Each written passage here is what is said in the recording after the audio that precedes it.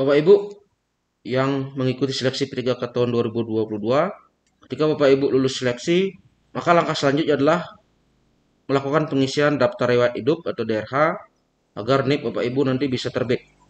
Nah, sesi kali ini saya akan berbagi informasi dokumen fisik apa saja yang Bapak Ibu nanti perlukan saat pengisian daftar riwayat hidup.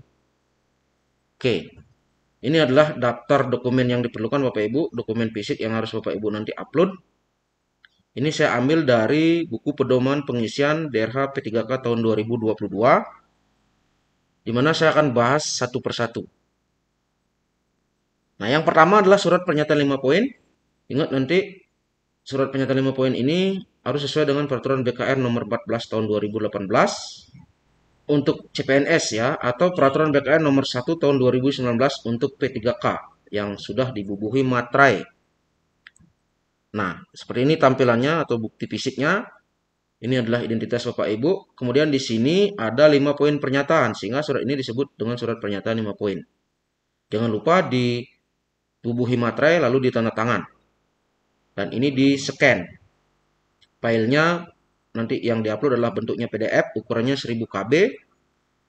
Nah, jika Bapak Ibu ingin mendapatkan file-file ini, nanti saya akan sertakan di deskripsi video ini link untuk mendownload Bapak Ibu.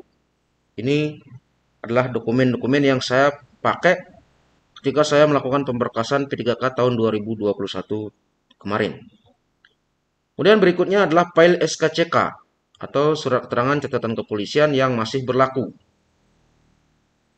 Nah, ini bentuk fisiknya.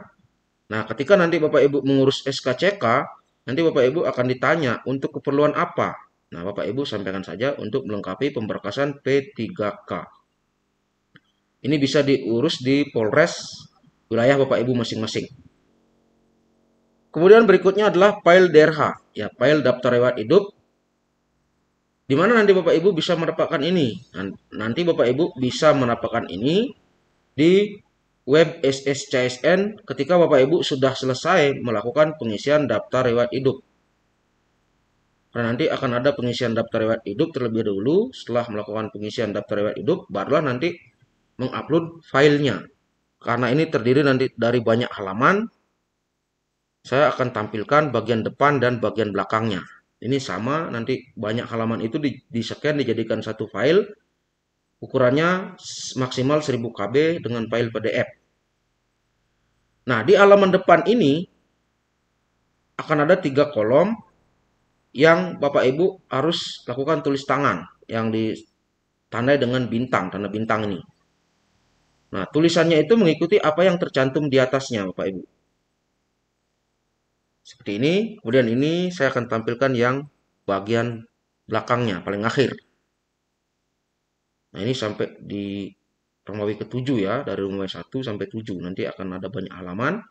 Nah, di bagian terakhir ini Bapak Ibu mengisi materai dan menandatangani.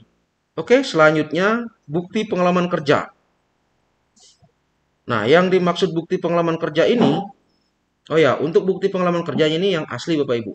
Kalau misalnya tidak punya yang asli, boleh pakai fotokopiannya, tetapi harus dilegalisir oleh pejabat yang berwenang. Di sini memang keterangannya apabila memiliki pengalaman kerja. Nah, pasti Bapak Ibu yang statusnya P3 itu kan harus minimal mengabdi di sekolah termasuk Dapodik 3 tahun terakhir kan begitu, pasti punya pengalaman kerja. Yang dimaksud pengalaman kerja di sini adalah bukti pengangkatan Bapak Ibu sebagai guru di sekolah tempat Bapak Ibu mengajar. Kalau saya awalnya dari sekolah swasta, saya pakai satu yang awal pengangkatannya. Kemudian sekolahnya berubah menjadi negeri, saya pakai yang SK kontraknya. Nah, saya sekian tahun mengajar, tapi saya waktu itu menguploadnya cuma kalau nggak salah 3 SK. SK bukti pengangkatan.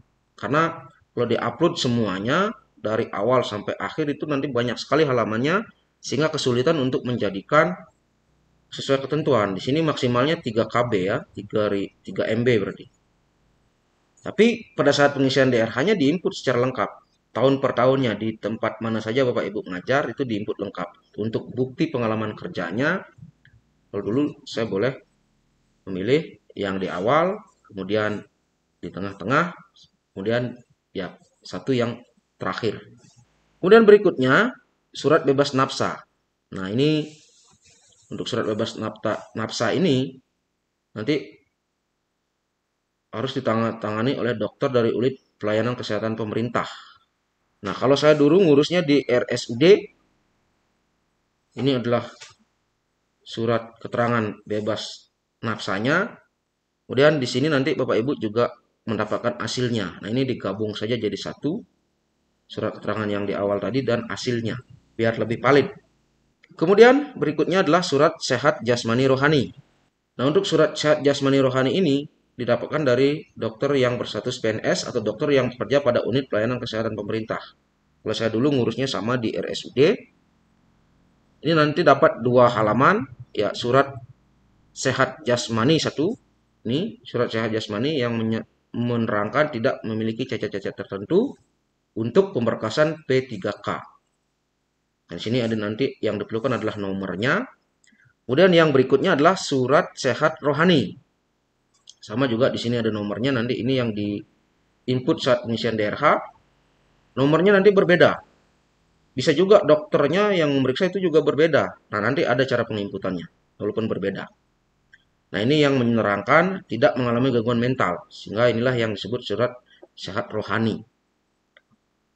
Nah, nanti filenya ini dijadikan satu, karena diminta surat sehat jasmani rohani. Ya, jasmani dan rohani dijadikan satu file, di scan. Berikutnya adalah ijazah asli. Nah, mungkin di sini ada pertanyaan. Apakah ijazah asli yang nanti diupload itu harus lengkap dari SD sampai pendidikan terakhir? Tidak, Bapak Ibu. Yang diupload di sini adalah ijazah yang digunakan untuk melamar formasi P3K. Kalau saya melamar pakai ijazah S1, ya saya uploadnya S1 saja di sini. Tetapi ijazah SD sampai SMA itu diperlukan nanti ketika melakukan pengisian DRH. Sehingga Bapak Ibu bisa ya mulailah kumpul-kumpulkan dari sekarang. Tapi yang diupload adalah ijazah yang terakhir atau yang digunakan untuk melamar formasi P3K. Kalau misalnya Bapak Ibu memiliki ijazah S2 tetapi yang digunakan untuk melamar itu adalah S1, maka yang S2 tidak dipakai. Yang digunakan melamar itulah yang dipakai, yaitu ijazah S1.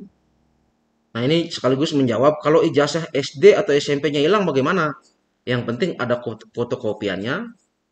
Kan nanti juga di sana kan cuma diminta nomor ijazah sama yang menandatangani siapa, di sekolah mana dulu. Ya, tidak diupload.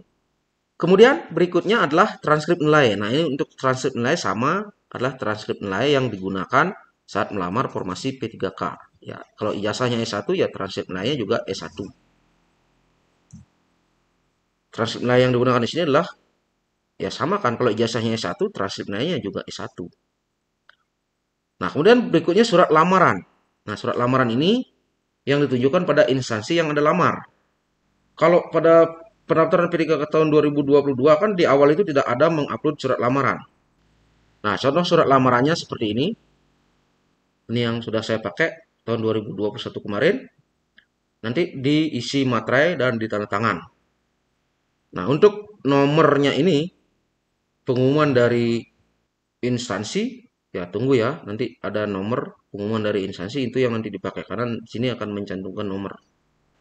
Ya, memperhatikan pengumuman pengusulan nomor induk pegawai pemerintah dengan perjanjian kerja pemerintah kabupaten apa misalnya tahun 2001 nomor sekian sekian sekian. Saya yang bertangan tangan di bawah ini. Ya, ini identitas. Ini adalah bahan-bahan yang dijadikan pertimbangan. Nah, yang pertama saya sertakan aja surat kenyataan 5 poin, SKCK, daftar riwayat hidup, dan seluruhnya yang berkas-berkas yang dipakai untuk pemberkasan ini. Nah, kemudian berikutnya pas foto formal. Nah, pas foto formal ini harus foto yang terbaru dengan latar belakang merah. Nah, ukuran maksimalnya 500 KB, formatnya JPG. Nah, file-file yang tadi sebelumnya itu selain foto ya, semuanya PDF. Kalau foto ini harus JPG. Nah, latar belakang merah, pakai kemeja putih, dilengkapi dengan dasi. Walaupun nanti mungkin di daerah-daerah tertentu ada yang mewajibkan pakai dasi, ada yang tidak. Nah, kalau bisa kan biar lebih keren, pakai saja dasi Bapak Ibu. Baik, demikian informasi ini. Semoga bermanfaat. Terima kasih.